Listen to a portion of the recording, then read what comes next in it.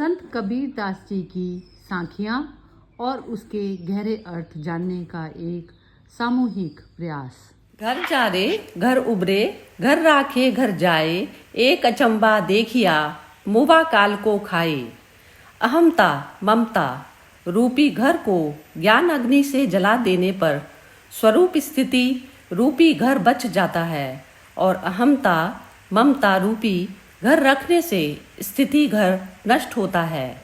एक आश्चर्य मैंने देखा कि मरे हुए अनासक्त मन ने भव बंधन रूपी काल को खा लिया, नष्ट कर दिया।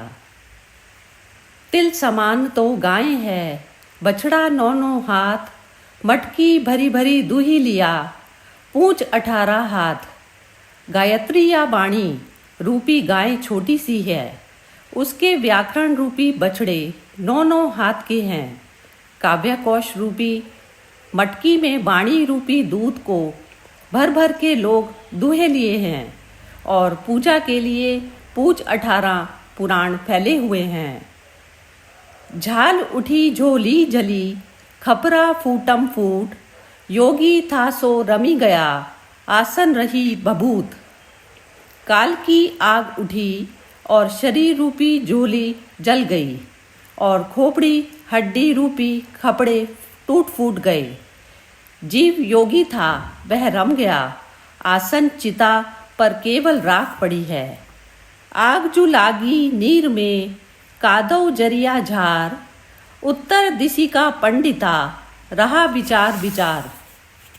विवेकियों के अंतःकरण रूपी जलाशय में ज्ञान की अग्नि लगी, और काम आदिक समस्त कीचड़ जल बल कर साफ हो गए, तथा ज्ञानी जीवन मुक्त हो गया। परंतु उत्तरायण में शरीर छोड़कर मुक्ति पाने की आशा में पंडित लोग पोती ही विचारते विचारते रह गए, कुछ ना कर सके। आहेरी दो लाइया मिरक पुकारे रोए, जाबन में की लाकड़ी दाझत है बन सोए। बंचक रूपी शिकारी ने संसार वन में कल्पना की आग लगाई। अज्ञानी जीव रूपी पशु रो रो कर कल्पित पति को पुकारने लगे। जिस वन की लकड़ी है, स्वयं जलकर उसी वन को जला रही है। एक मनुष्य स्वयं भ्रमिक बनकर एवं दूसरे को भ्रम में डालकर भ्रमा रहे हैं। नदियाँ बस इतना ठीक है। ठीक है, ओके। हाँ, ये 5-7 है। हाँ जी, ना, बढ़िया बढ़िया, ठीक है, बढ़िया। दीप, होली की सभी को शुभकामनाएं। अच्छा, शिवू भी आ गई हैं, इनका स्वागत है, दीपा जी का स्वागत है। और मुझे लगता है कि सबकी होली बहुत प्रसन्नता से भरी रही होगी, सबने रंगों का खूब आनंद लिया होगा। और रंगों का मतलब है कि सब रंग मिट जाएं और हम एक रंग हो जाएं। और मेरे ख्याल से कि इसको सिर्फ रंगों की तरह नहीं, हमने अपने दिल में भी जो बुराइयां हैं, जो हमारे दिल में चीजें हैं, जो किसी से खटपट है, किसी से अनमन है, किसी को हम कम समझते हैं, किसी को ज्यादा समझते हैं, तो वो सब मिला के ये होली का त्योहार इस तरह का है कि सब उस रंगों में रंग जाएं और सब एक रंग हो जाएं। बड़ी बात तो यही, स्त्री पुरुष, काला गोरा, जाति वर्ण के कोई भेद न रह जाए, और हम सभी एक रंग हो जाएं, जैसे कि होली का संदेश है। बढ़िया, बहुत स्वागत है। आप सब इतने लोग इकट्ठे हुए आज, और मुझे भी अच्छा नहीं लग रहा था कि पिछले सप्ताह शायद हम नहीं मिल पाए थे, और आप आज यहाँ हैं तो बहुत ही अच्छा लग रहा है। तो ये जो पद है कबीर का, घर जा रे घर उबरे, घर राखे घर जाए, एक अचंबा देखिया मुआ काल को खाए। जैसा कि हम जानते ही हैं कि ये उलटवासियां हैं, और बार बार वो घर को जालने की बात कहते हैं। घर को जालने से क्या तात्पर्य है ना। अब कोई मोटे तौर पे समझेंगे भाई अपने घर में आग लगा लेना है, तो ये तात्पर्य उनका नहीं है। एक और पद में उन्होंने कहा है कि कबीरा खड़ा बाजार में लिए लुकाटी हाथ, जो घर जा रहे आप ना चले हमारे साथ। तो ये उलटवासियों में जो बात कही गई है वो थोड़ी रहस्यमय ढंग से की गई है कि उससे थोड़ी आकर्षण भी पैदा होता है और लोगों का ध्यान आकर्षित होता है। तो लेकिन उनकी काव्य कला तो अद्भुत और अनूठी थी। हिंदी साहित्य के इतिहास में ये कहा गया है और बड़े बड़े विद्वानों ने कहा है कि जो वो कह देते थे भाषा उनके पीछे पीछे चलती थी, भाषा के कभी मोहताज नहीं रहे कबीर साहब। उन्होंने इस तरह के रूपक रचे, इस तरह की उपमाएं बनाई, इस तरह की लटवासियां कही जो अद्भुत और निराली हैं।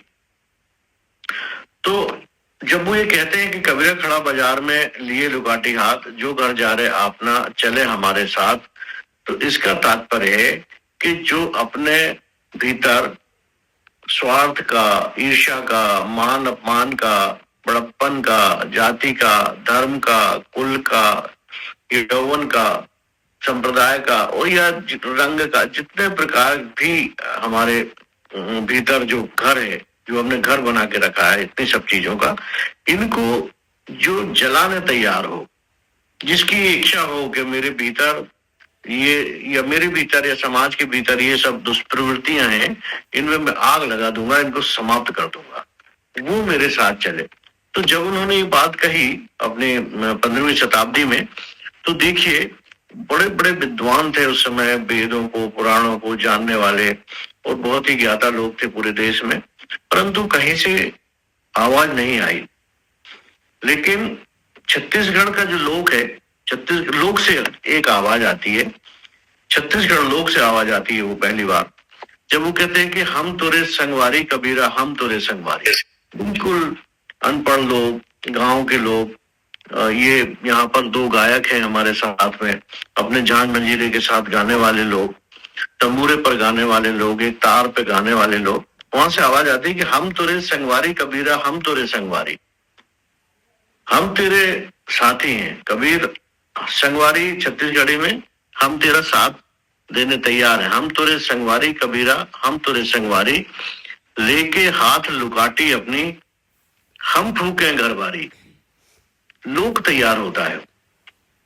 वो कहता है कि जब ज्ञान की यदि अग्नि जलाना है और ये अपने घर को जलाना है तो कोई साथ दे या ना दे, लेकिन वो कहता है कि लेके हाथ लुकाटी, हम अपने हाथ में लकड़ी लेने तैयार हैं और हम अपने घर बार फूकने तैयार हैं, हम तोरे संगवारी कबीरा, हम तोरे संगवारी। ये लोक में गाया जाने वाला वहां के एक भजन है जो वहां की लोक समाज ने गाया और ये आवाज दी कि हम तेरे साथ हैं, हम इन सब चीजों को त्यागने के लिए तैयार हैं, हम अपने घर को फूंकने के लिए तैयार हैं, जिसके कारण हमारा जीवन दुश्वार हो गया है। तो ये जो लोक है वो जब समाज मुश्किल में पड़ता है तब वो निकल कर आता है। तो ये बात उन्होंने कही कि जो घर जा रहे उब रहे, जो अपने घर को जलाने तैयार हो जाता है, जो अपने घर को नष्ट करने तैयार हो जाता है, जिसमें तमाम प्रकार की दुष्वृत्तियां हैं, और जो उसको बचा के रखना चाहता है वो घर राखे घर जाए। यदि आपने उनको बचा के रखा, उनको भस्म नहीं होने दिया, तो आपका घर चला जाएगा, फिर आपकी वो अस्मिता नहीं बचेगी। तो आगे कह रहे हैं एक अचम्भा देखिए अब मुआ काल को खाए। ये बहुत इंपॉर्टेंट बात कह रहे हैं। देखिए जिस जन्म और जीवन को हम कितनी भी कोशिश करें काल लील जाता है। समय जो है एक दिन हमको बचपन से युवा करता है, फिर बूढ़ा करता है और उसके बाद काल जीवन को, अब इस पूरे काल में बचपन से जब हम जन्म लेते हैं तब से लेकर वो मृत्यु तक, इस काल में तो धीरे धीरे हम बचपन आता है, यौवन आता है, बुढ़ापा आता है और उसके बाद हम चले जाते हैं। ठीक है, तो उसमें बचे रहने का कोई भी उपाय नहीं है, वो तो जाता है, उसमें बचे रहने का। अब इसके बीच में जो बचा रहता है, जो बचा रहता है वो प्रकाश है, वो ज्ञान है, इसके बीच में आपका कर्म है, जो आपने किया हुआ है वो बचा रहता है। तो वो बहुत जटिल है उसको समझना कि हमारे जीवन पूरा व्यतीत होने के बाद क्या बचा रह जाएगा, है ना। जैसे आप लोग जिस तरह से ज्ञान की तरफ अग्रसर हो ही गए हैं, तो आपका ये जो ज्ञान है और ये सिर्फ आपके अकेले के काम का नहीं है। जैसा कि हर्षा जी कभी कभी बताती हैं कि मेरी माँ ने मेरे को बताया, तो ये सिर्फ आपके अकेला नहीं, बिल्कुल सार्वजनिक है। तो ये जो ज्ञान है ये गायकों के द्वारा गाया जाता है। निर्गुण परंपरा में इस ज्ञान को गाते हैं, वो रूप को नहीं गाते। रूप के गाने बहुत हैं, फिल्मों भी हम देखते हैं कि तेरा चेहरा ऐसा है, तेरा हाथ ऐसा है, तेरा सिर ऐसा है, तेरे बाल ऐसे हैं। लेकिन निर्गुण की पूरी परंपरा में ज्ञान को गाया जाता है। तो ये जो ज्ञान को गाया जाना अपने आप में बहुत जटिल कार्य था। आज हमें भले भले, भले सरल लगता है, लेकिन इस ज्ञान को कैसे गाया जाए, इसके लिए जो संगीतकार हैं, जो गायक हैं, जो जागरूक लोग हैं, उन लोगों ने बहुत श्रम किया और ऐसे वाद्य यंत्र बनाए कि उसमें ज्ञान को गाया जा सके। इसलिए उसको गाना कहते हैं। गाना का अर्थ ही ज्ञाना है ना। ज्ञान को गाया जाता है जहाँ, यदि जिसमें ज्ञान नहीं है वो गाना ही नहीं है, वो तो और कुछ है। तो इस तरह से ये बड़ा जटिल जीवन संगीत है जो हमारे निर्गुण की सहज साधना ने उसे बनाया ना। तो भारतीय परंपरा में हम ये देखते हैं कि राग विराग दोनों है ना। जो जिन चीजों के रूप है उनको भी गाया जाता है, लेकिन तत्व को कैसे गाया जाए, ज्ञान को कैसे गाया जाए, ये हमारी निर्गुण परंपरा ने भारतीय जीवन को बताया। और उन्होंने कहा कि हम न मरे मरे संसारा, हमको मिला जीवन हारा, है ना। मृत्यु को भी उत्सव हो सकती है। और कबीर ने कहा कि हम न मरे मरे संसारा, यही बात कि घर जा रहे हमारी जो संसार है, जो दुष्प्रवृत्तियों की चीजें हैं वो मरेंगी, हम नहीं मरेंगे। तो बचा के रह जाएगा हमारा जो सत्य है, हमारा जो ज्ञान है, हमारा जो कर्म है, जो हमने किया वो बचा। अब वो ऐसा है तो दिखाई नहीं देता कहीं पे भी, परंतु वो होता है जीवन में, समाज में। और ऐसे अनेक लोगों के ज्ञान से आज हम सब प्रकाशित हो रहे हैं। नहीं तो पाठ्य पुस्तकें नहीं बनती, संगीत नहीं बनता, जितना हम दुनिया में साइंस देख रहे हैं ये नहीं होता। तो ये जो ज्ञान है, ये जो विवेक है, ये बचा रहता है, वो जलता नहीं है। और यदि उसको बचाए रखना है तो हमें बहुत सारी दुष्प्रवृत्तियों को जलाना पड़ेगा, तभी वो शुद्ध रूपी ज्ञान हमारे पास बचा रहेगा। तो इस पद में वो ये कह रहे हैं। दूसरा पद है, तिल समान तो गाय है, बछड़ा दोनों हाथ। बहुत सरल है कि जो वाणी है ना, जो शब्द है, एक शब्द ही बहुत महत्वपूर्ण है। जरूरी नहीं है बहुत सारी उसकी व्याख्या। वो कह रहे हैं तिल समान तो गाय है, बछड़ा दोनों हाथ। वो ये कह रहे हैं कि जो वाणी है वो तो बहुत छोटी सी, एक शब्द में सब कुछ समझ आए, लेकिन फिर उसकी व्याकरण, फिर उसकी और बात से निकली और बात, और ये इसका विस्तार होता चला जाता है ना। तो वो दोनों हाथ के हैं, उनकी लंबाई बहुत है, उनको नहीं रोक सकते। तो वो देखिए कितने कलात्मक तरीके से कह रहे हैं कि जो हमारी वाणी है या जो हमारा ज्ञान है, जो बोले तो एक शब्द में पूरा हो जाए, है ना। एक बार कह दिया तो उसके अनेक अर्थ फिर निकलना शुरू होते हैं। तो वो कह रहे हैं बछड़ा दोनों हाथ, मटकी भरी भरी दुहलिया। तो जो ज्ञानी पुरुष थे आप जैसे, जिनको थोड़ी बहुत जैसी भी हो ज्ञान की आग लग गई है कहीं ना कहीं से, जिसको ज्ञान की प्यास लग गई है कहीं ना कहीं से, इसलिए तो इतने सवेरे उठ के अपने, अभी कल होली थी, उसके दैनंदिन सब कार्य होते हैं घरों में सब चीजें, लेकिन आपको ज्ञान की कहीं ना कहीं जो एक जिसे कहते चस्का लग गया है, तो वो आपको इधर खींच लाता है। अब वो ये कह रहे हैं कि बछड़े दोनों हाथ का, और फिर वो कह रहे हैं मटकी भरी भरी धुलिया। जो ज्ञानी लोग हैं उन्होंने तो उससे संतृप्त हो गए, आनंदित हो गए उस ज्ञान से। जब उनको प्राप्त हो गया, उसका जो उन्होंने स्वाद देखा, उन्होंने देखा अरे वाह, ये तो कितनी बढ़िया चीज है, मटकी भरी भरी धुलिया। जिस प्रकार से हमारे दूध की जब मटकी होती है, हम कितने प्रसन्न चित्त हो जाते हैं, कितना सारा दूध हमने हमारे पास में है, पूंछ हटा रहा।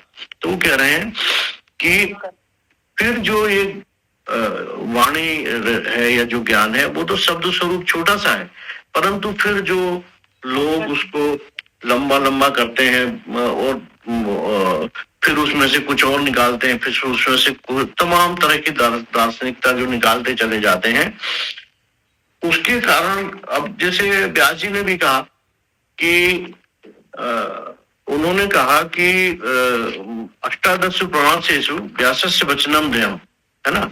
उन्होंने कहा, व्यास जी ने 4 वेद 18 पुराण और सारी जो रचनाएं की, उसके बाद भी उन्होंने देखा और ये कहा कि ये 18 पुराण जो हैं, और इसमें मेरे 2 ही वचन हैं।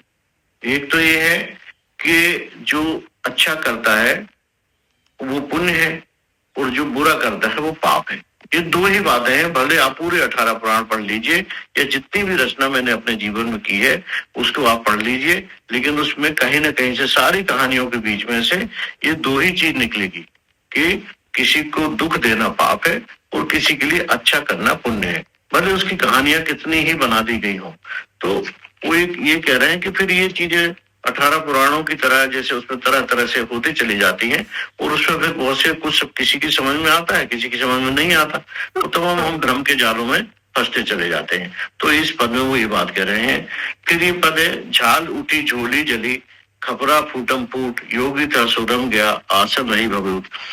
जब आग उठती है तो अब इसमें देखिए, खपरा कहते हैं जो मकान के ऊपर जो मिट्टी के पुराने समय में उसकी जो छत बनाई जाती थी उसमें खपड़े होते थे, उसको कि झाल उठी झोली जली। अब झाल उठी, जब आग उठेगी, ज्ञान रूपी आग उठेगी, तो जितने भी चीजें हैं, विसंगतियां हैं हमारे जीवन की, वो तो झोली जल जाने वाली है ना। और खपरा फूटम फूट मतलब एक क्रांति सी आ जाती है, एक ऐसा कोलाहल मचता है जीवन में जब ज्ञान का प्रवेश होता है। तो झाल उठी झोली जली खपरा फूटम फूट, और हमारा जो बना बनाया घर है, जो हमने परंपराओं से सीखा है, जो हमने कहीं से सुनकर सीखा है, जो कहीं से हमने पढ़कर सीखा है, उसका टूटना शुरू होता है। तो वो कह रहे हैं खपरा फूटम फूट योगिता सुदम। अब जो ध्यानस्थ रहने वाला व्यक्ति है, जो ध्यान में है, जो ज्ञान में है ना, जो अभ्यास में है, तो वो तो इस सब में रमा रहेगा, उसे इन चीजों का कोई असर नहीं पड़ेगा कितनी लूटम लूट फूटम फूट हो रही है। लूटम लूट फूटम फूट का मतलब है भौतिक रूप से नहीं, हमारे अंतर मन में जो टूट फूट शुरू होती है, बहुत सी चीजें जो हम एक लंबे समय से मानते रहते हैं, उनके प्रति जब विद्रोह पैदा होता है या उसके प्रति जब प्रश्न पैदा होता है कि यार हम ये सब क्या कर रहे हैं, तब फिर ये जो फूटम फूट जब हमारे शरीर में और मन में शुरू होती है तो एक बहुत बड़ी हलचल मचती है। उसी को कह रहे हैं कि झाल उठी झोली जरी खपरा फूटम फूट योगिता सुदम। अब जिसने अभ्यास किया है, जो योग में है, जिसकी चेतना जागृत हुई है, जो पहले ज्ञान में रहा है, वो तो इस सब को सहन कर जाएगा, उसे कोई फर्क नहीं पड़ेगा, चाहे कैसी भी परिस्थिति उसके जीवन में क्यों ना आ जाए, है ना। और उसके बाद अंत में यही होता है कि हमारा शरीर जो है, जिसको कहा है कि ये इस आसन रहे तो जल जाते, जो आसन है ना, तो वो तो जल ही जाता है, और चिता जो है वो राख जैसी वो पड़ी रह जाती है। तो योगिता सो रमिरा आसन नहीं भभूत, है ना, जो चिता रहती है वो तो भभूत की तरह, तो बाकी जितनी भी चीजें हैं वो राख की तरह हो जाती हैं, जिन्हें आज हमने बहुत बहुमूल्य समझ के रखा है, वो सब राख की तरह हो जाती है। तो इस पद में वो ये कह रहे हैं, आग लगी जो लागी नीर मैं कादूं जरिया झार उत्तर दिशा का पंडिता रहा विचार विचार। ये की बात इन तीनों चारों पांचों पदों में कही गई है। आग जो लागी नीर में, पानी में आग लग गई है तो कादो, अब पानी में दलदल होता है, कीचड़ होता है, लेकिन जब उसमें आग लग जाती है, जैसे हमारा स्वरूप तो शीतलता का है, पानी के शरीर का है, परंतु वो उसमें बहुत सारे कीचड़ कांदे, बहुत सारी चीजें जो आ गई हैं, उसमें जब आग लग जाती है, जब वो जल के खाक होने लगते हैं, तो कह रहे हैं कि हमारा स्वभाव तो शीतलता का है, परंतु उसमें बहुत सारा कीचड़ तैयार हो गया है। जब वो कीचड़ तैयार हो गया है और उसमें जब आग लगती है तो वो जल उठता है, तो फिर हम शुद्ध निर्मल जल के समान हमारा जो व्यक्तित्व है, हमारी जो आत्मा है, हमारा जो शरीर है, एक निर्मलता की तरफ जाता है। तो वो यही कह रहे हैं कि वो जल जाता है। और उत्तर दिशा का पंडिता रहा विचार विचार, वो कह रहे हैं कि वो जितने ये बहुत सारे तरह तरह की बातें बताने वाले, जितने अपने आप को बहुत बड़ा पंडित समझते हैं, बहुत बड़ा पाखंड बना के रखते हैं चारों तरफ, तो वो जो सबको ज्ञान बताते रहते हैं वो तो जल जाते हैं, और दूसरे लोग जो ज्ञान को ग्रहण कर लेते हैं वो बच जाते हैं। और वो जो समझते हैं कि हम बहुत ज्ञानी हैं, तो बल्कि उनको कुछ भी प्राप्त नहीं होता, वो ऐसे विचार करके तमाम व्याख्याएं कर करके परेशान रहते हैं, क्योंकि उन्होंने आचरण में अपने जीवन में उसको नहीं उतारा, इसलिए वो विचारते विचारते रह जाएंगे। और जो उसको उस ज्ञान रूपी हीरे को ग्रहण करने तैयार है, अपने आचरण में लाने के लिए तैयार है, वो आनंद से भर जाता है। अब फिर एक और पद है, आहिरी दो लाइया मिरग पुकारे रोए जा बन में की लागली धाजत है बन सोए। तो वो कह रहे हैं कि यही बात लगभग इस पद में भी कह रहे हैं कि ये आहेरी मतलब शिकार, दो लाहिया मेरा पुकारे रोए, है ना, एक प्रकार से शिकारी है ना, और जो अज्ञानी जीव रहता है वो हमारे कमरे मतलब ये इधर उधर पुकारता रहता है, लेकिन जो भ्रमित मनुष्य रहता है उसको तो फंस जाता है, और जो या कुछ लोग भ्रम में डाल देते हैं, लेकिन जो भ्रमित नहीं होता है, कहते हैं ना कि भटक मरो मत कोई। कबीर साहब ने एक पद में कहा कि पीर मरे पैगंबर मरे, मरे जिंदा जोगी, सूरज मरे चंदा मरे, मरे वैद रोगी, नाम अनाम अनंत रहते, दूजा तत्व न कोई, कहे कबीर सुनो भाई साधु, भटक मरो मत कोई। वो कहते हैं कि एक दिन डॉक्टर भी मर जाएगा, एक दिन रोगी भी मर जाएगा, एक दिन चंदा भी मर जाएगा, एक दिन सूरज भी मर जाएगा, सारी चीजों का एक दिन नष्ट हो जाने वाली हैं, लेकिन सबसे बड़ी बात है कि आप भटक के मत मरो, चीजों को समझ लो,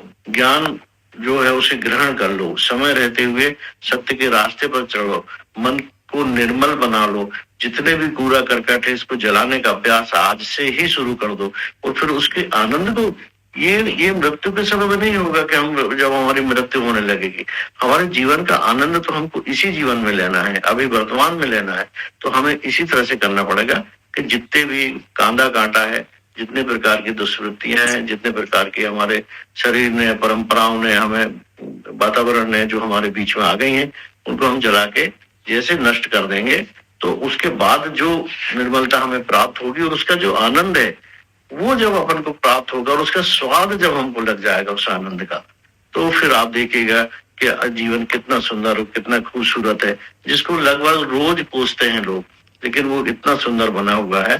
परंतु इन जंजालों के कारण, चारों तरफ चीजों को लपेट लेने के कारण वो हमारा जीवन निर्मलता से वंचित रह जाता है, और हम उस आनंद को नहीं, कोई निर्गुण पूरी परंपरा में स्वर्ग की कोई परिकल्प नहीं है कि हम कहीं ऊपर जाएंगे, कोई सिंहासन पे बैठा होगा, वहां पे हम बहुत आनंद करेंगे। वो कहते इसी जीवन में, इसी शरीर में, इसी मन में, इसी चित्त में आप आनंद बसा हुआ है, और जिसे आप करना चालू कर देंगे, ज्ञान में जैसे प्रवेश कर जाएंगे, ये आनंद अपने आप उतरने लगेगा।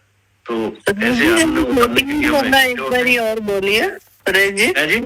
जी नमस्कार, ये 14th वाला एक बारी फिर से करिए, 14 नंबर, आखिरी नंबर कौन? आहेरी दो लाइए। आहेरी दी लाई है ना, ठीक है। आहेरी दो लाइया मेरक पुकारे रोए, है ना। आहेरी होता शिकारी, है ना।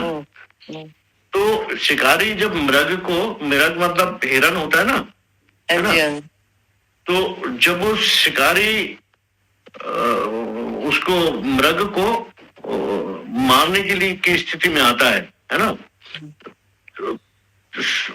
तो वो मतलब एक तरह से ऐसा कह सकते हैं उसको कि मतलब मन रूपी जो शिकारी है वो हमारे संसार, हमारे मन में जितनी कल्पनाएं हैं, है ना, उस पर जब वो अटैक करने की स्थिति में आते हैं, तो अज्ञानी जो हमारा जीव रूप है ना, जिसमें अज्ञान की प्रधानता है ना, वो बहुत परेशान होने लगता है ना, वो, क्योंकि जब वो ज्ञान का बाण लगता है, जिसको कह सकते हैं, ज्ञान के बाण लगने की जब स्थिति में आता है, तो जो अज्ञानी मन है वो बहुत विचलित होता है, और अब अपने मालिक को, अपने पति को बार बार पुकारने लगता है। तो वो ऐसी स्थिति होती है कि हम अपने शरीर को हम खुद ही तीर मार रहे हैं, है ना। एक तरह से हम हिरन हैं, और हमारे शरीर में जो दुष्वृत्तियां हैं उनको हम खुद उनके ऊपर आक्रमण कर रहे हैं, और उनको खुद जब दूर करने की कोशिश कर रहे हैं, तो उसमें बहुत प्रकार की पीड़ाएं हैं। तो जब वो जो भ्रम पर अटैक होता है, जब हमारे खुद की ज्ञान की छुरी एक तरह से चलती है, बाण उस पर चलता है, तो उसमें जो स्थिति उत्पन्न होती है वो बार बार जो हमको जलाती है, वो उस स्थिति का वर्णन कर रहे हैं कि आहेरी दो लाइया मृग पुकारे रोए, जा वन में की लाकड़ी दाजत है वन सोए, है ना। तो हम अपनी खुद की लकड़ी को खुद ही जलाते हैं, जलाने की थे, हम दूसरे को नहीं मार रहे हैं, हम अपने खुद के भीतर की जो दुष्प्रवृत्तियां हैं उसका शिकार कर रहे हैं, है ना। और जो लोग दूसरों को भ्रमित बनाते हैं, है ना, वो और उनके मन को और स्पष्ट और सरल और तरल बनाने की बजाय उसको और कॉम्प्लिकेटेड बनाते देते हो। तो हम देखते हैं कि कितने प्रकार की जो हिंसाएं धर्म के नाम पर होती हैं, ये इसी वजह से होती हैं कि लोगों के मन में एक बहुत स्ट्रांग तरीके से बिठाई दिया जाता है कि तुम्हारा दुश्मन है, ये है, वो है, वो तरह यही धर्म है, सच्चा धर्म यही है। तो ये उन्होंने जो रूपक लिया है वो शिकारी का लिया है, और हमारे शरीर के अंदर खुद ही जो प्रवृत्तियां हैं उनके शिकार करने की बात वो कर रहे हैं। इस तरह का है इसमें। चलिए ठीक है, अब आप लोग इसमें जोड़िए जो कुछ आपके उसमें है। तो हम इसको और अच्छी सुरेश तरह जी से- वाला जो ये जो आपने लास्ट बोला है ना थोड़ा सा, तो हाँ, हाँ। इसमें हाँ, जैसे जो गुरु है ना, वो गुरु जब अपना ज्ञान देता है ना, तो वो जो मन है, जो संसारिक मन है, वो जो है अपने कल्पित पति को पुकारने लगता है। इसमें जो डेफिनेशन दी हुई है, तो कल्पित पति मतलब होता है कि जैसे हम अपने स्वयं से हटके परमात्मा को करते हैं ना, जैसे कुछ भी बुरा काम करके, और हम ऐसे कहते हैं कोई आकाश में बैठा परमात्मा है, तो हम उसको पति को पुकारने लग गए, अपने आप ही इमेजिनेशन बना ली परमात्मा की। बिल्कुल। और परमात्मा, जब तक आप अद्वैत में नहीं जाएंगे तो परमात्मा मैं ही हूं ना स्वयं, तो स्वयं वाली जो चेतना है, चेतना जब मैं कहते हैं ना शिवोहम, तो उसमें ये जो अभी आपने ये बोला था ना, इसका जो उसने व्यास जी ने जो बोला कि अच्छा करना पुण्य है और बुरा करना किसी का पाप है, तो एक ही कर्म अच्छा जो है, एक कर्म एक के लिए अच्छा है और दूसरे के लिए बुरा है, दुर्योधन के लिए बुरा है, अर्जुन के लिए अच्छा है। तो इसमें जो जब तक जो कर्म करने वाला है वो अपने आप को पहचानेगा नहीं, वो खुद स्वयं जो है हर चीज का, जैसे कहते हैं ना, हमने चाहे कोई भी कर्म किसी की बातों में आके किया या जैसे भी किया, तो सिग्नेचर हमारे ही हुए, क्योंकि किया हमने ही। तो जब तक हम उस मूल तक नहीं जाएंगे ना, जड़ तक कि मैं हूं, तो शिवो हम तक जाना पड़ेगा। तो जब तक शिव वाली चेतना के अंदर मर्ज होकर मनुष्य नहीं करेगा ना कर्म, तो वो कल्पित पति को पुकारता रहेगा कि परमात्मा मुझे कहीं बचा लेगा, कुछ कर लेगा। तो यही सारा जो भ्रम है ना, तो भ्रम के जो जाल हैं, तो उसमें मनुष्य जो अपनी पोटेंशियलिटी जो उसके अंदर है ना, वो उसको यूज नहीं कर पाता। ये मनुष्य की सबसे ज्यादा परेशानी का कारण है। बाकी जो दूसरी योनियां हैं उसमें फिजिकल जो है सिर्फ नीड तक जो है सब सीमित हैं, तो उसमें वो कुछ भी जो है इम्बैलेंस क्रिएट नहीं करता, कोई भी जो दूसरी योनियां हैं। लेकिन मनुष्य करता है इम्बैलेंस क्रिएट, क्योंकि वो अपनी ना तो वो प्राकृतिक रहता, अब फिजिकल उस जहाँ तक आती है वो तो वहां तक, तो फिजिकल तक यदि वो चलता है तो ठीक है, लेकिन वो मन से तो चाहता है अनंत को, क्योंकि अनंत उसका अपना, अनंतता उसका अपना स्वभाव है। अब वो अनंतता को प्राप्त कर, जब तक उस कॉन्शियस लेवल पर मनुष्य नहीं जिएगा ना, तो ये चीजें क्रिएट ही रहेंगी ना। तो वो क्या उसमें बोला ना, पापम ना पुण्यम ना सुखम ना दुखम, तो जो सारी चीजें जो मैनिफेस्ट होती हैं, जो भी कुछ करा जाता है, तो हम जो है ना, एक घर की बजाय ना हम बना लेते हैं अपने अनंत घर। अनंत घर इस प्राकृतिक में चाहते हैं हम अपने अनंत घर, कि जैसे सुख है तो सुख में ही घर बना लें हम अपना, दुख है तो दुख में ही घर बना लें। तो इसमें जो सारा जो कहते हैं ना अपना घर, वो जो आपने अभी श्लोक बोला था ना इसका, कि जो घर बारे अपना, तो घर हमने जो कहाँ पर हमारा जो मन भटक भटक के जो पहुंचता है, तो वो सारे घर को जलाकर मैं तैयार हूं कि नहीं हूं उसमें मर्ज होने के लिए। जो मेरा रियल प्रेमी उस अवस्था का नाम है जहां पर आप मन को जीरो करके ही पहुंचेंगे ना, जहां पर भी आपका मन एग्जिस्ट कर रहा है, तो आपको जो है बीच में मन का पर्दा हमेशा बीच में रहेगा। तो जो जब तक मन एग्जिस्ट कर रहा है, तो प्रेमी से नहीं ना, आप अपने मन को ही कर रहे हो ना। तो वो जो हम जो आध्यात्मिकता को भी जो जानते हैं, वो हम अपने मन के अकॉर्डिंग जानते हैं। तो जब तक मन के पार है पिया का घर, तो कहते हैं ना, सूली ऊपर सेज पिया की, किस विधि मिलना हो, तो सूली किसकी करनी है? अहमता की करनी है ना। अहमता ने इतने ममता के वो पाल लिए यहाँ पर संसार में चीजें, तो वो अहमता सबसे पहले कि मैंने आइडेंटिफिकेशन कर लिया इनमें वस्तुओं में, सारा जो जड़ जो चीज है उसमें मैंने अपना तादात्म्य कर लिया। तो वहां से अहमता और ममता दोनों हटनी पड़ेंगी ना। तो अहमता हटेगी तो ममता को मिलेगा नहीं, वो उसको कोई वो नहीं मिलती है। मतलब जैसे कहते हैं ना, उसके सारे वो छीन लो, एक मनुष्य के सारे जो जहां उसने कब्जे किए हुए ना, वो छीन लो, तो उसकी पावर खत्म कर दी ना हमने। तो वो अहमता वाली स्टेज पे आकर अहमता अपने आप ही जो है वो हो जाएगी, डेड हो जाएगी। तो वो अवस्था जो है, तब परम प्रेमी, मतलब मेरा अपने से स्वयं से मिलन हो जाएगा ना, जो शुद्ध मैं हूं ना, तो उससे मिलना हो जाएगा मेरा। तो अद्वैत में जाए बिना ना ये चीजें जो ज्ञान वगैरह है ना, ये सारे जो जिन्होंने भी ये बोले, कृष्ण ने बोले, सब बोले, तो उस लेवल को बता दिया गया, उस लेवल को बता दिया गया कि जहां से कर्म का जो है आपका मैनिफेस्ट होने चाहिए, कि आप इंस्ट्रूमेंट मात्र करके जो आप करते हैं। तो अब लेकिन क्या होता है कि मनुष्य फिर वो पुरानी चीजों से चिपक जाता है। अब उस समय उन्होंने कैसे धर्म की स्थापना की, अब लेकिन करंट स्थिति जो है हमारी, तो करंट में जब तक हम चक्षु खोल के देखेंगे नहीं कि अब जैसे कि अब अर्थ को हम पानी की कमी है या कोई चीज है, तो उसको बैलेंस कैसे बनाया जाएगा, तो अब नए साइंटिफिक तरीके जो है हमें अपनाने पड़ेंगे। तो साइंस और मैं, शुद्ध मैं, तो दोनों का जब कॉम्बिनेशन होगा तो तब अर्थ की जो इतनी हालत जो खराब है अभी, तो वो चीज भी ठीक होगी। तो उसकी हालत को ठीक करते करते मैं स्वयं, तो जब तक मुक्त अवस्था में मैं नहीं आऊंगा ना, जब मुझे दिखेगा नहीं ना, मुझे दिखेगा नहीं कि बाहर में जो है, अब बाहर में कौन सा जीव कौन से तल पर खड़ा है, तो वो मुझे कंडीशन उसकी पता चलनी चाहिए। तो तब मैं उसके साथ में बिहेवियर कर पाऊंगी कि वो आत्मिक लेवल का बिहेवियर मेरा तब उतरेगा जब मैं उसको पूरी तरह से परसीव कर सकूंगी ना, उस मनुष्य की मेंटालिटी को। अब क्या होता है, हम मेंटालिटी को और बढ़ावा देते चले जाते हैं कि उससे रिलेशन रखने हैं। तो जब तक मेरे अपने वस्त्र नहीं उतरेंगे, वो कहते हैं जैसे 3 प्रकार की न्यूडिटी होती है, मतलब नग्नता जो है 3 प्रकार की होती है। एक शारीरिक तौर की होती है कि जिसमें मैं और तुम बिल्कुल एक शारीरिक लेवल पर एक हो गए, और दूसरी होती है कि ये जो मन की होती है, और तीसरी होती है आत्मा की, स्पिरिचुअल की।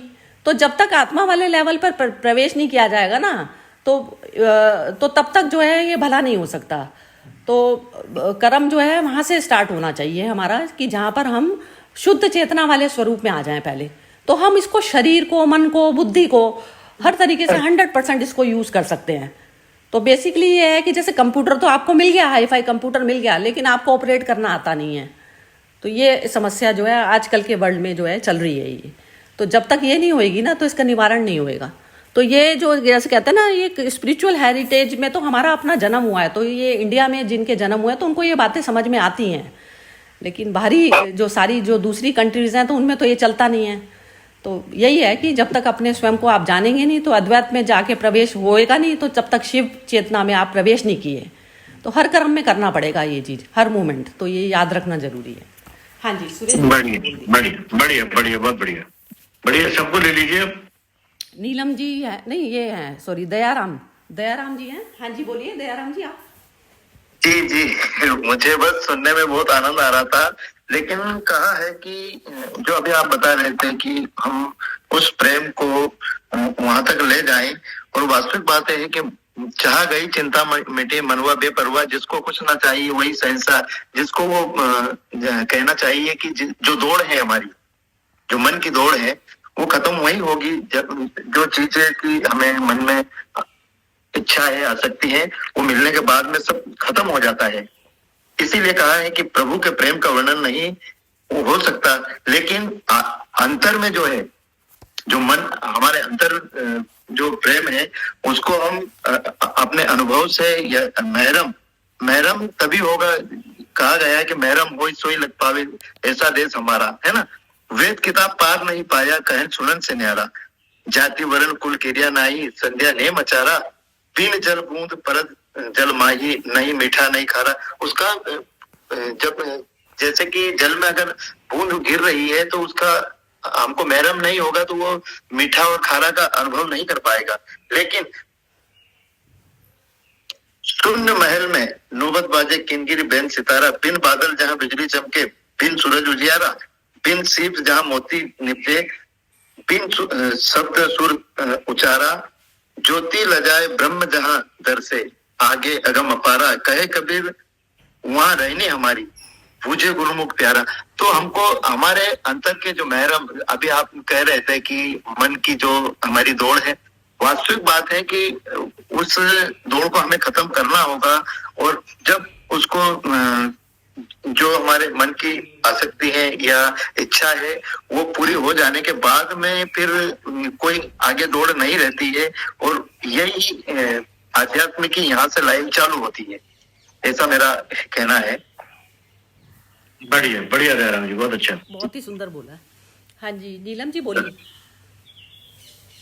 जय श्री कृष्ण। अभी नहीं, मुझे बहुत फास्ट चल रहा है। सुरेश जी बहुत फास्ट गए, फिर सत्ता जी गए, फिर दयाराम जी गए, बहुत फास्ट चल रहा है, अभी मेरे को मंथन करना ओके ओके, नो प्रॉब्लम। चलो दीपा जी बोलेंगी। हाँ जी दीपा जी बोलिए।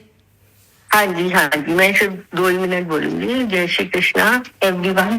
तो मुझे थोड़ा सा मतलब मैं पूरा तो वो श्लोक वाइज तो नहीं कर पाऊंगी, मतलब मैं मोस्टली मतलब तो मुझे इससे लगता है कि जैसे इन्होंने वो बहुत अच्छी बोली कि कबीर जी ने कि मतलब मरना तो सबको है, चांद सितारे सबको मरना है, मगर मृत्यु से पहले मत मरो। मतलब मरो भी और नहीं भी मरो, इन द सेंस कि बेवकूफ बन के मत मरो। क्योंकि एक अपा मृत्यु भी होती है, जैसे मैं ज्योतिषी हूँ तो उसमें वो एक अपा मृत्यु बोलती है। कैसे होता है वो अपा मृत्यु? जैसे मान अपमान होता है या बीमारी हो गई, ये सब अपा मृत्यु है कि मृत्यु से पहले ही जो है आपका शरीर में या किसी ने आपको चीट कर लिया, बुरी तरह से सब बर्बाद कर दिया आपका। तो वो तो कह रहे कि सही कह रहे कि भाई इससे तो राम भजन करो आप। मतलब इसके तो इसलिए और ये भी है कि भाई मृत्यु से पहले भी कॉन्शियसली मरो। ये नहीं है कि जबरदस्ती आपको ऐसा कुछ आउटसाइड चीज, कॉन्शियसली कैसे मरो कि आप देखो कि ये संसार नश्वर है और ईश्वर ही इसमें सत्य है, तो अपना जो है चित्त को ईश्वर में और ज्ञान पाने में लगाओ। बढ़िया बढ़िया, बहुत बढ़िया, बस। वाह, बहुत ही बहुत बढ़िया, बढ़िया, मजा आ बहुत गया। बढ़िया। अब ये कौन है? ये कबीर भजन। जी जी, सभी को नमस्कार। वैसे आप सभी ने बोल ही दिया है, मेरे पास तो कोई शब्द ऐसे बचे नहीं है, परंतु फिर भी मन की जो दौड़ है वो बहुत ज्यादा लंबी है, क्योंकि मन के हारे हार है और मन के जीते जीत। तो इस तरह से अगर हम अपने इस ममता रूपी घर को, इस प्रेम रूपी घर को बचा लेते हैं और अहंकार रूपी जो घर हमने अपने अंदर बना रखा है उसको नष्ट कर देंगे, तो हमें जो अनासक्त रूपी जो बहुबंधन में हम बंधे हुए हैं, जिस कारण से वो उससे मुक्ति मिल सकती है। क्योंकि जो घर जा रहे अपना इस तरह की एक साखी इसमें आई थी। तो मन की जो दौड़ होती है वो बहुत लंबी होती है और मन के ही विचारों में, मन मने विचारों को प्रकट करता है। तो हमें कहीं न कहीं कबीर साहब कह रहे हैं कि हम अपने ज्ञान की अग्नि से जितने भी हमने जो स्वरूप की स्थिति के जो घर बना रखे हैं, जो चाहे अहंकार रूपी हो, चाहे और अन्य तरीके के हों, उनको खत्म करना है। इसलिए बहुत अच्छा आदरणीय पटेल सर ने और आपने सभी ने, सार्वलेय जी ने, सबने, आपने बहुत अच्छा बताया। तो अभी वैसे तो सीखने की स्थिति में हूँ, बहुत ज्यादा बोल पाना मेरे लिए इतना ज्यादा वो नहीं रहता, क्योंकि मैं धीरे धीरे सीख ही रहा हूँ। तो एक बहुत अच्छा एक नवाचार हो रहा है अपने जीवन में। तो ये बहुत अच्छा पहल है कि एक आध बार बीच में जुड़ा भी था मैं, परंतु शायद आप सभी लोग जुड़े नहीं होंगे, तो मैं अकेला ही रहा उसमें थोड़ी देर, पर फिर अब आज सबसे मिलकर बहुत अच्छा लगा जी। बहुत ही बढ़िया बढ़िया आपने। बढ़िया। अब कौन है? ये दीपा ने बोल दिया। हर्षा जी। हाँ जी हर्षा जी आप बोलिए।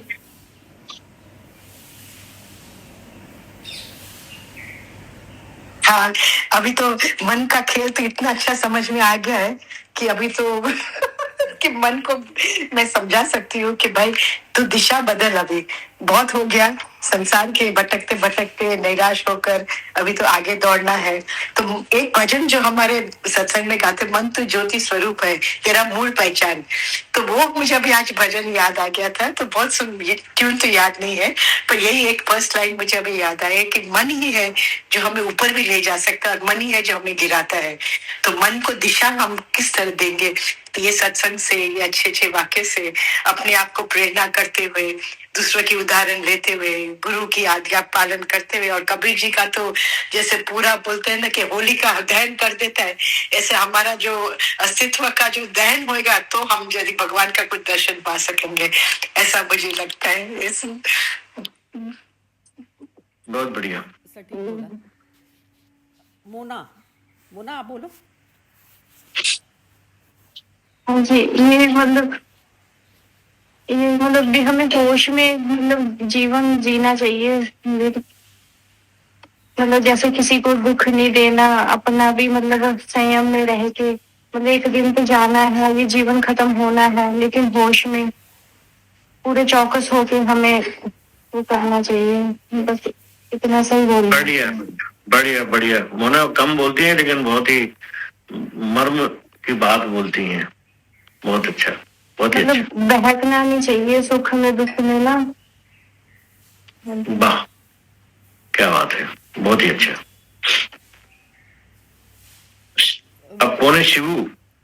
एक सुरेश जी, मेरे को इसकी बात पे बोलना था। ये जो मोना ने बोला ना कि किसी को दुख नहीं देना, तो किसी को दुख नहीं देना, जैसे अब ये इतना सब को जैसे अपना चैतन्य लेवल पर जैसे सबको पता चलने लग गया, तो दुख और सुख तो जो ईगो की अपनी मैन्युफैक्चरिंग होती है, तो उसमें अपने स्वयं को दुख नहीं देना होता है। जैसे जहां पर भी आपका बनता है ना, कुछ भी जो विचार बनता है, तो विचार आपके अपने कौन से कृत्य से बना, तो आप अपने ही मन की जड़ पर आप जाना पड़ेगा। तो उसमें दुख हम देते या नहीं देते, हम कोई देने वेने वाले नहीं हैं, इंसान स्वयं लेता है ना। तो उसमें जो है आप अपने स्वरूप में जाएंगे ना, तो आपके अंदर जो विचार मुक्त वाली जो स्टेज आएगी, उससे अपने ही दुख को खत्म करना ही साधना है। दुख, मेरा सबसे बड़ा दुख क्या है? मेरा आत्मा में मर्ज नहीं होना मेरा सबसे बड़ा दुख है। उस दुख का कोई इलाज नहीं कर सकता कोई। संसारिक चीज सब फेल है उसके आगे। सब आपका धन वगैरह सब कुछ हो, मिल जाए आपको सब कुछ, लेकिन आपका बच्चा ही नहीं रहता इस दुनिया में, जो सबसे प्रिय जो चीज थी। तो आपका वो दुख, आत्मा वाला जो दुख होता है, वो उस पर कोई मल्लम काम नहीं करता किसी भी चीज का। तो अपने स्वयं को, दुख को खत्म करना ही जो है साधना बनानी चाहिए मनुष्य को। अपना दुख खत्म करते करते में आप देखेंगे कि आप आत्मा तक चले गए, प्रवेश कर गए आप उसमें। ये मतलब है। हाँ, बिल्कुल, बढ़िया बढ़िया। अब नीलम जी बची हैं, तो शिवू बोल देंगी पहले, फिर नीलम जी से लास्ट पूछते हैं। फिर शिवू जी आप बोलिए। सीढ़ी में से आवाज देते हैं। शिवू जी आवाज से आगे। मैं यहाँ हूँ पर बहुत ज्यादा शोर है एक तो, और दूसरा आप लोगों की बातें सुन के बहुत संतुष्टि है।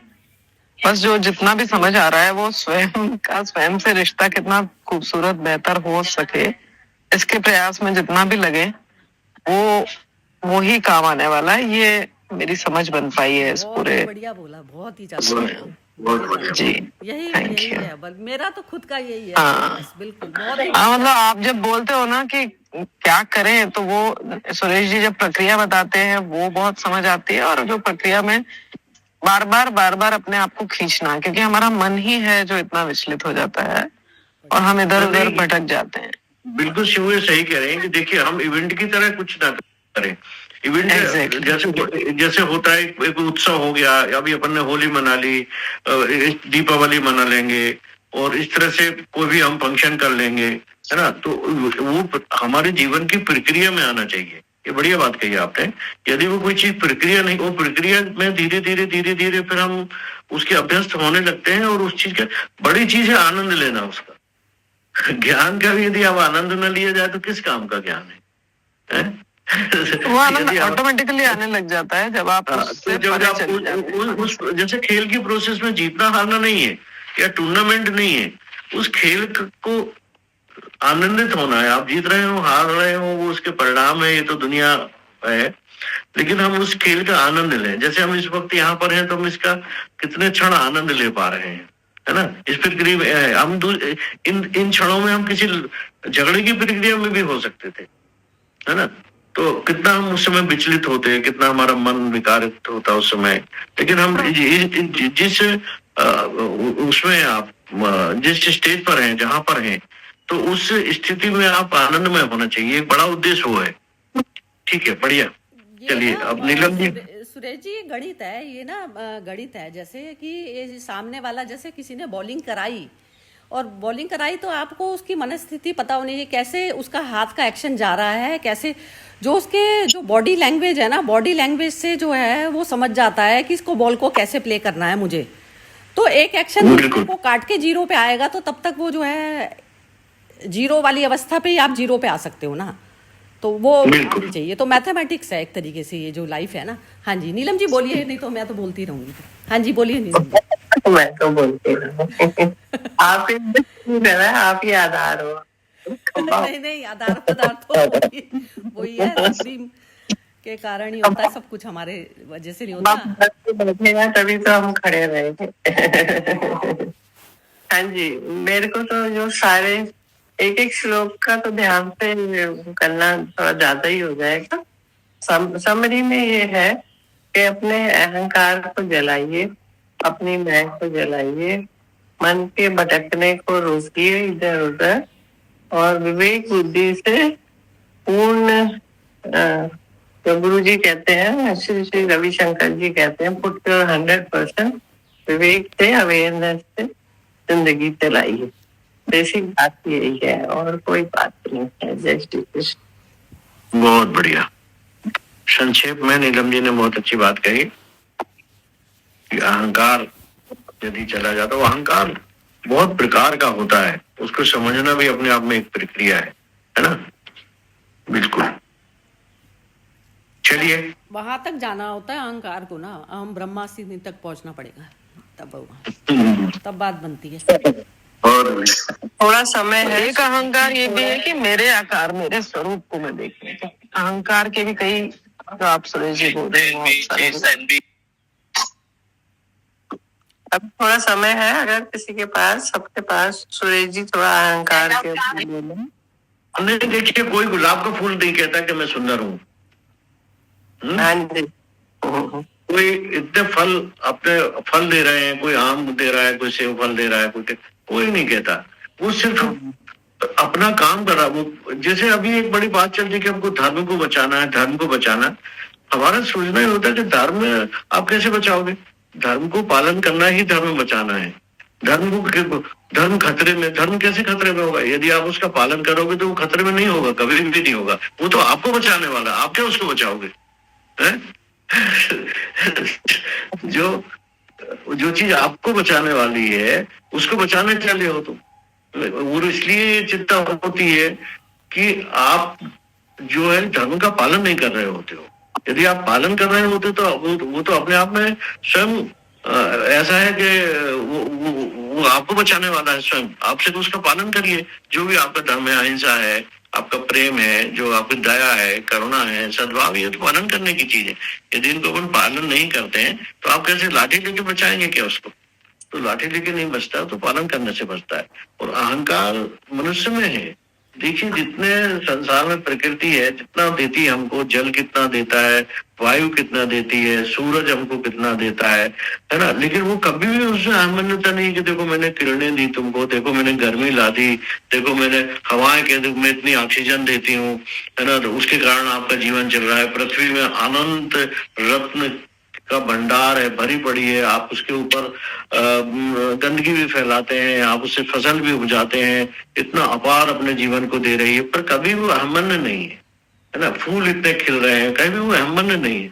आपका खिलना ही, जिस तरह से आप खिलते हैं मनुष्य जीवन में, यदि प्रकृति लय हो जाए, प्रकृति को देखें कि किस तरह से ये फूल अपने आप खिल गया, आप जैसे ही आप खिल जाते हैं वैसे दूसरों के लिए आनंद की वस्तु हो जाते हैं। खुद की आनंद की वस्तु तो होते ही है, दूसरे के लिए भी आनंद की वस्तु हो जाते हैं। तो सबसे बड़ी चीज है, और हमारे में सभी में संभावना है खिलने की, अहंकार रहित होने की।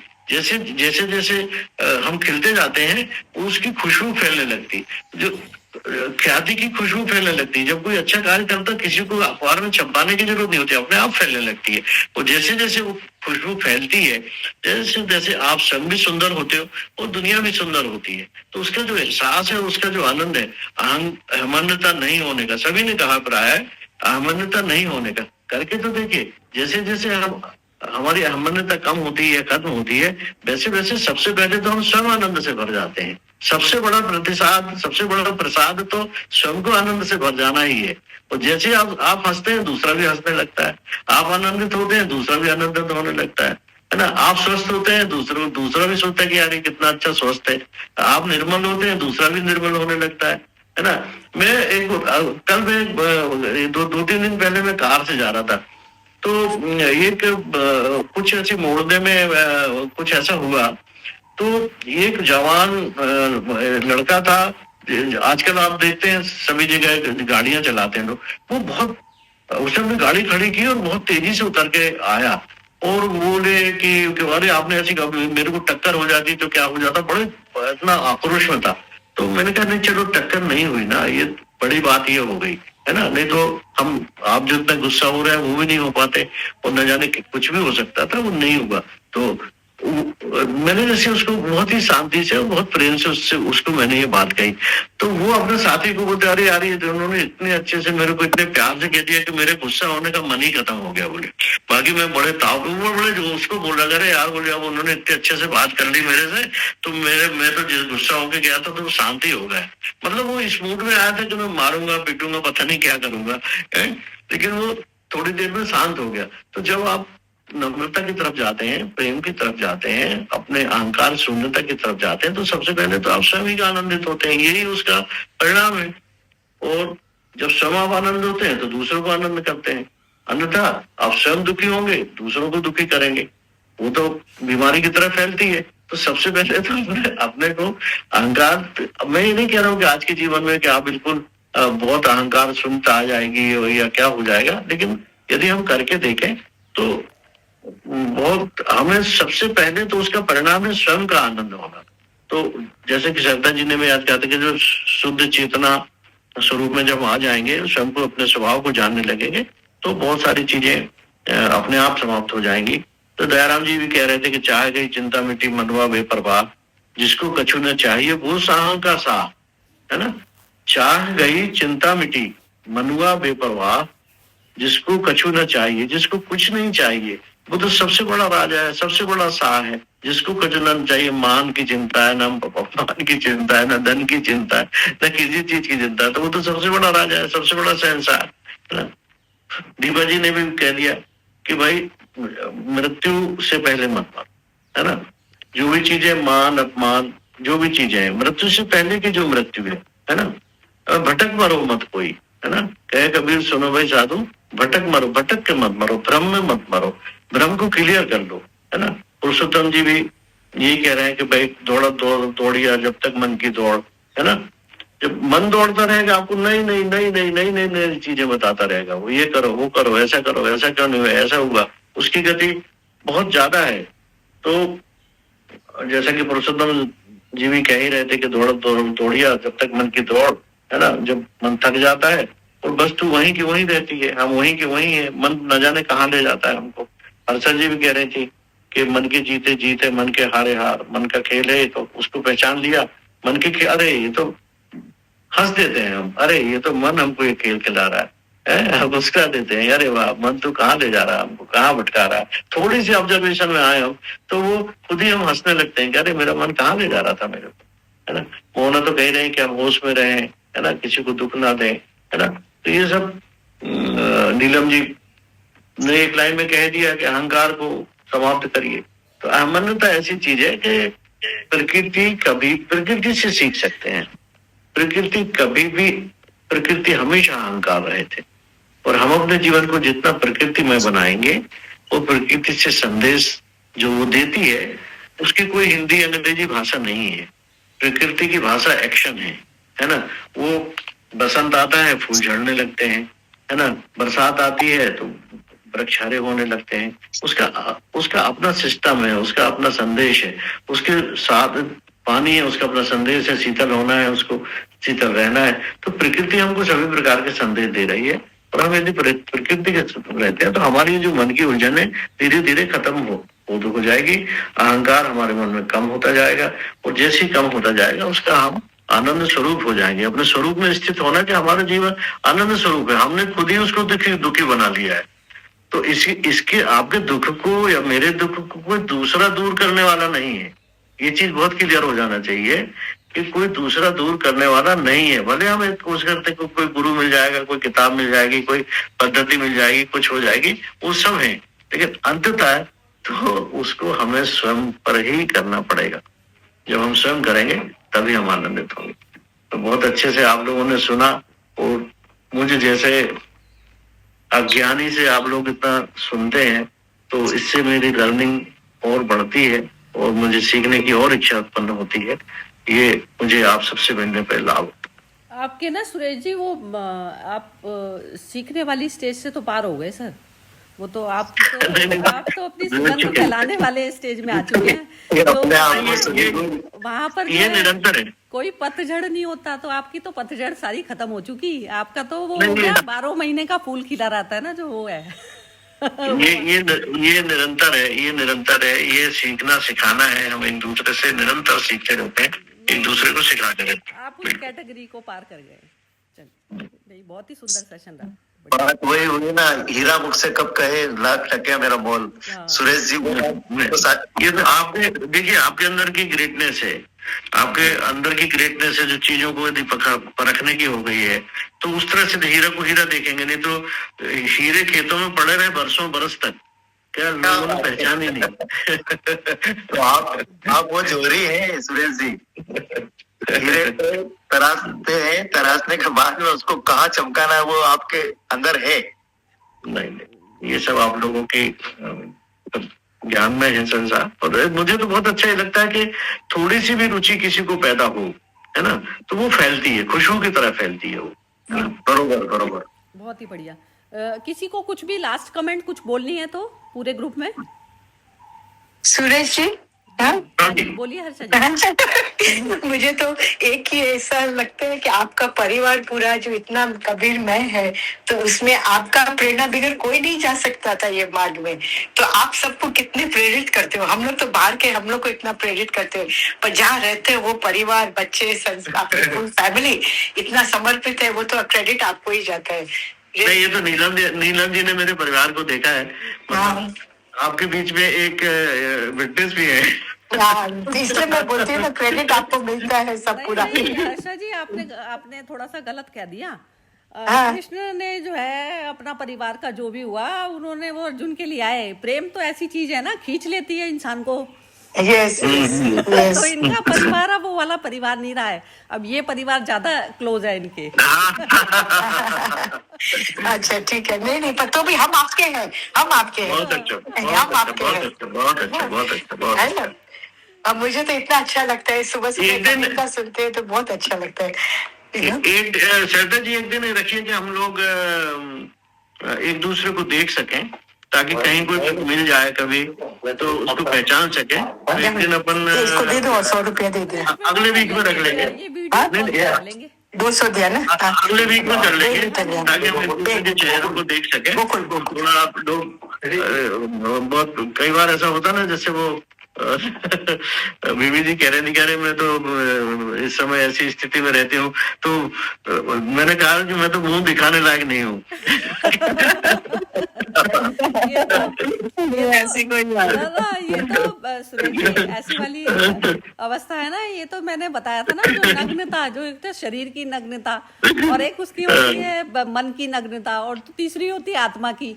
तो यदि पहली पर भी अटके ही रह गए तो अटके ही रह गए ना, वो तो शरीर भाव से तो हटना ही पड़ता है, तो उसमें तो कुछ मैटर नहीं करता। नहीं, बहुत ही बढ़िया रहा सुरेश जी। ये आपकी सुगंध से ही मजा आता है, वैसे कहने की बात नहीं है। मतलब हम कर तो लेते हैं 5 दिन के सेशन, लेकिन आपके बिना, आपकी एक रौनक एक अलग है।